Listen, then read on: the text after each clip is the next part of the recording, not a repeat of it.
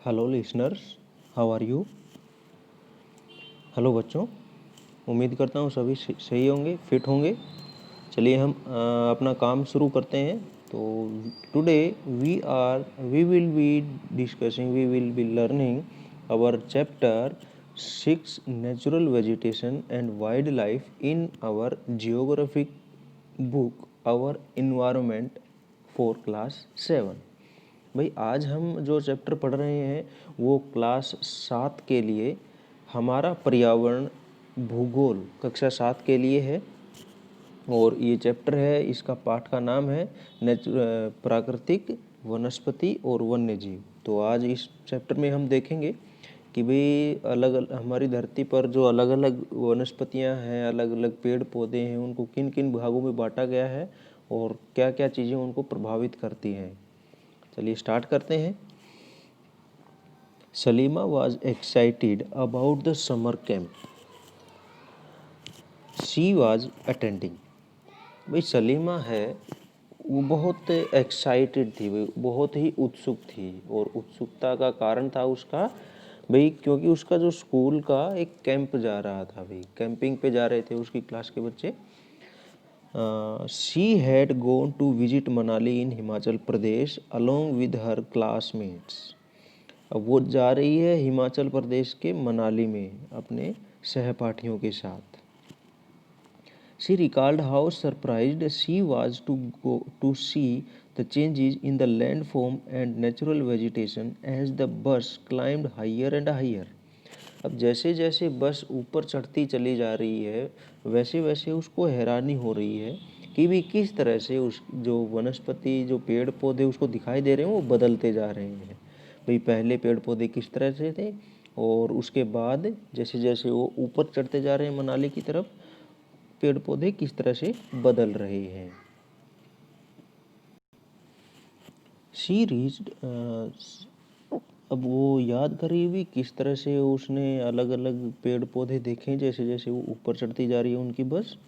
क्योंकि हिमाचल प्रदेश में है मनाली और हिमाचल प्रदेश एक पहाड़ी इलाका है, ये तो आपको पता ही होगा। The deep jungles of the foothills comprising sal and teak slowly disappeared। जो जंगल थे, जो फॉरेस्ट थे जिसमें भाई टीक और साल के पेड़ थे, बड़े बड़े पेड़ थे जो कि फुट हिल्स होते हैं, गिरिपाद। फुट हिल्स कहते हैं पहाड़ों के जमीन, जो पहाड़ों के पैर होते हैं जहाँ से पहाड़ शुरू होते हैं, गिरिपाद जिसे कहा जाता है। तो भाई वहाँ पे जिस तरह से इसके टीक के और साल के जो पेड़ थे वो अब गायब हो चुके हैं जैसे जैसे वो ऊपर जा रही है। She could see all trees with thin pointed leaves and cone-shaped canopies on the mountain slopes। अब जैसे ही वो ऊपर जाती जा रही है,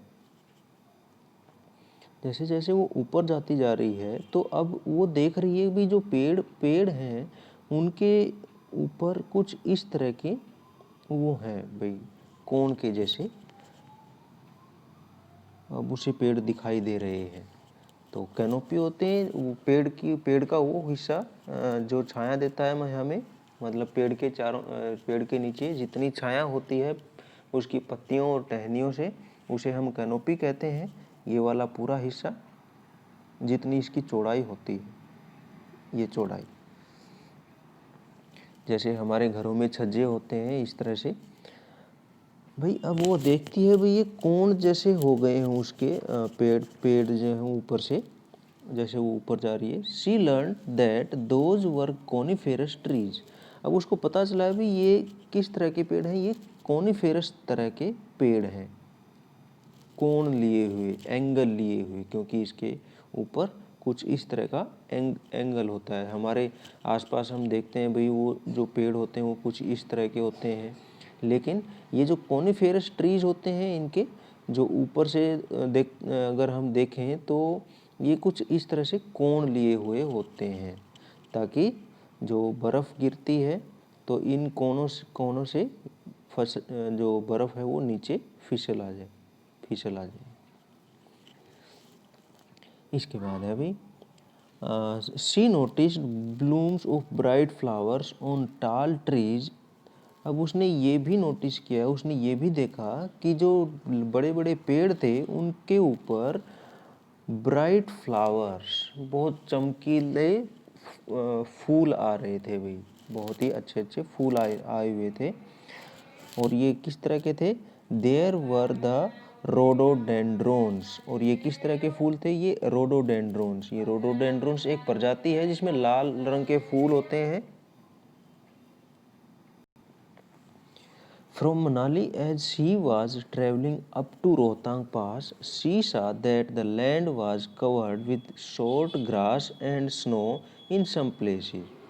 और जैसे ही वो मनाली से ऊपर जा रही थी, from Manali as she was travelling up to Rohtang, तो भाई अब जैसे वो मनाली से और ऊपर जा रही थी, मनाली पहाड़ों में है, अब उन पहाड़ी इलाकों से और भी ऊपर वो जा रही है जहाँ उसको जाना है रोहतांग पास।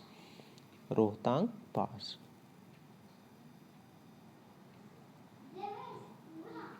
रोहतांग पास, रोहतांग दर्रा जिसे हम कहते हैं। पास एक ऐसी जगह होती है जो पहाड़ों में रास्ता बनाने के लायक होती है, पहाड़ों से गुजरने के लिए जगह होती है, उसे पास कहते हैं। तो ये रोहतांग पास मनाली से आगे है और भी ऊंचाई जगह पे है। तो ये मनाली सलीमा वहाँ जा रही थी अपने स्कूल के सहपाठियों के साथ। तो और वो क्या देख रही थी वहाँ पे? Grasses and snow in some places. उसे दिखाई दे रहा था कहीं कहीं पे घास थी और कहीं पे स्नो थी, वही बर्फ पड़ी हुई थी कहीं कहीं पे। तो अब देखते हैं भाई, from Salima's observation we summarise that there is a close relationship between height of land and the character of vegetation. अब भाई सलीमा की जो ऑब्जर्वेशन थी, सलीमा जिस तरह से वो देखती जा रही थी, तो उसे हम अनुमान लगा सकते हैं, समराइज कर सकते हैं कि भाई जो संबंध है आपस में, जो पेड़ पौधों का और उनका और ऊंचाई का। भाई कोई भी जगह है वो ऊंची है, नीची है, या फिर गहरी है, गड्ढा है या फिर पहाड़ है, उसका और वहाँ की जो वनस्पति है, पेड़ पौधे हैं, उस पर क्या प्रभाव पड़ता है। तो ये हम अनुमान लगा सकते हैं सलीमा ने जो कुछ देखा उससे।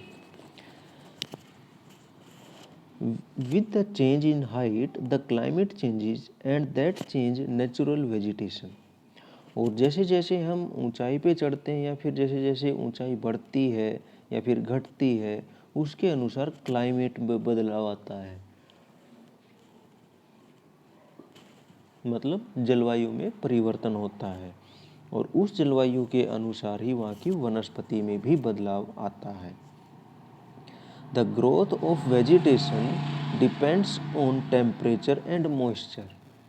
और जो वनस्पति है उसकी वृद्धि में तापमान और नमी का भी हाथ होता है, मतलब निर्भरता होती है भाई। जिस जगह पे तापमान ज़्यादा होगा या फिर कम होगा, और जिस जगह पे नमी वातावरण में, पर्यावरण में जो वायुमंडल है उसमें जितनी ज़्यादा नमी होगी, जितनी कम नमी होगी, उसके अनुसार जो पेड़ पौधे हैं वो बदलते रहेंगे। It also depends on factors like slope and thickness of soil. It also depends on factors like slope and thickness of soil। और ये इस पर भी निर्भर करता है कि जो ज़मीन है उसका स्लोप किस तरह से है, उसकी ढलवापन कितना है, खड़ी ढलान है या फिर धीरे धीरे नीचे उतर रही है, चढ़ रही है भाई। और थिकनेस ऑफ सोइल मतलब मिट्टी, रेत, जो जहाँ पर हम घूमते फिरते हैं, ये परत, इसे हम कहते हैं सोइल। तो इसकी मोटाई कितनी है, जितनी कम होगी उसके अनुसार पेड़ पौधों की वैरायटियाँ चेंज होती रहेंगी। इसका एग्जांपल हम ले सकते हैं, जैसे हम हमारे घरों में एक गमला रखते हैं,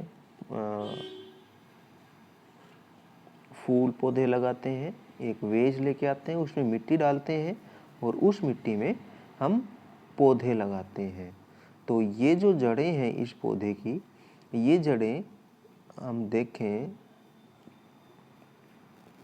तो ये जो गमले की मोटाई है इस तक ही रहती हैं, और हम इसमें वो पौधे नहीं लगा सकते जिसकी जड़ें बहुत गहरी जाएं। तो इसमें हम सिर्फ वही पौधे लगाते हैं जिनकी जड़ें उस गमले तक रहें, इसकी मोटाई तक रहें। समझ में आ रहा है इतना? चलिए हम आगे देखते हैं भाई। The type and thickness of natural vegetation varies from place to place because of the variation in these factors. और ये जो अलग अलग जो हमने देखे हैं भाई, फैक्टर्स देखे हैं, विभिन्न कारण हमने देखे हैं, ये प्राकृतिक वनस्पति की सघनता मतलब डेंसिटी और कितनी थिक है, और उस पर वो उसको भी निर्धारित करते हैं। भाई जितनी ज़्यादा बारिश होगी, जितनी ज़्यादा ह्यूमिड होगी, जितनी ज़्यादा मोटी परत होगी मतलब सॉइल होगी, वो उतने ही ज़्यादा बड़े पौधे उसमें लगेंगे। और जितना ज़्यादा सूखा होगा, जितनी बारिश कम होगी मतलब ह्यूमिडिटी कम होगी, उतने ही पौधे कम होंगे वहाँ पे। तो अब हम देखते हैं भाई अलग अलग categories. Natural vegetation is generally classified into 3 broad categories as follows. जो प्राकृतिक वनस्पति है इसको हम मुख्यतः 3 श्रेणियों में बांट सकते हैं, 3 भागों में बांट सकते हैं। तो सबसे पहली है फॉरेस्ट जंगल। तो पहले हम देखते हैं जंगल को। Which grow where temperature and rainfall are plentiful to support a tree cover. ये वहाँ पे होते हैं जहाँ पर टेम्परेचर मतलब तापमान एंड रेनफॉल और जो बारिश होती है वो प्लेंटीफुल होती है, बहुत ज़्यादा होती है, to support a tree cover, ताकि वो किसी भी पेड़ को उगने में हेल्प कर सके। तो अभी हम देख रहे हैं भाई जहाँ पर बारिश होगी बहुत ज़्यादा और तापमान भी सही होगा तो वहाँ पे फॉरेस्ट होंगे, जंगल होंगे।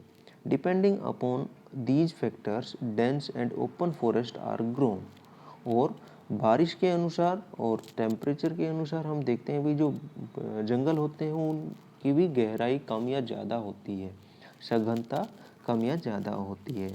जैसे हम बात करें भाई ये हमारे जो बगीचे होते हैं जिसमें अमरूद, आम, बेर के जो बगीचे होते हैं उसमें जो पेड़ पौधे होते हैं वो कितने गहरे होते हैं, और दूसरा हमारे जो खेत होते हैं उनमें पेड़ कितने गहरे होते हैं।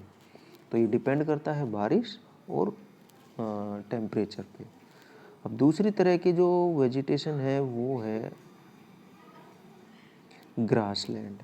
दूसरी तरह की वेजिटेशन है ग्रासलैंड, मतलब घास की ज़मीन जहाँ पे घास ही घास होती है। Which grow in the region of moderate rain. अब ये कहाँ होते हैं? जहाँ पे मध्यम स्तर की बारिश होती है, बीच की बारिश होती है, बहुत ज़्यादा भी नहीं होती और बहुत कम भी नहीं होती। जैसे फॉरेस्ट में हमने देखा बहुत ज़्यादा बारिश की ज़रूरत होती है, लेकिन अगर जहाँ पर बारिश ज़्यादा नहीं होगी वहाँ पे ग्रास लैंड्स होंगे। अब श्रब्स होते हैं भाई एक और वनस्पति, thorny shrubs and scrubs grow in the dry region. अब ये कांटेदार झाड़ियाँ होती हैं भाई, कांटेदार झाड़ियाँ होती हैं जो सूखे क्षेत्रों में उगती हैं, पाई जाती हैं। जैसे बेर की झाड़ी हो गई, और कई बार हम देखते हैं कैर होते हैं, और जैसे नागफनी जिसे कैक्टस जिसे हम कहते हैं, तो ये कांटेदार पौधे होते हैं। तो 3 तरह के हमने देखे हैं अभी, एक श्रब, दूसरा ग्रासलैंड और एक फॉरेस्ट। तो ये 3 तरह की वेजिटेशन है। अच्छा, अब इसके बाद है भाई Salima was sharing her experience of Himalayan trip with her father. अब ये सारी चीज़ें सलीमा अपने पापा को बता रही है भाई उसने क्या क्या देखा हिमालय में, हिमालय की जो ट्रिप थी उसकी यात्रा थी। Her father visited various places in the world. उसके पापा दुनिया में बहुत जगह घूमे थे। He told Salima about his observation of the variety of vegetation in different parts of different continents. अब ये कॉन्टिनेंट जो है, कॉन्टिनेंट आपको पिछली क्लास में भी शायद आपने क्लियर कर लिया होगा। कॉन्टिनेंट महाद्वीप जिसे हम कहते हैं, तो हमारे महाद्वीप है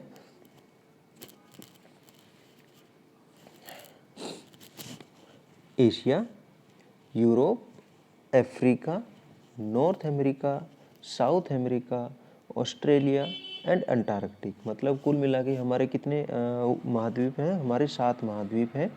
तो उसके पापा बहुत सारे कॉन्टिनेंट्स में गए हैं, तो उनके बता रहे हैं वो क्या क्या वेजिटेशन होती है वहाँ पे।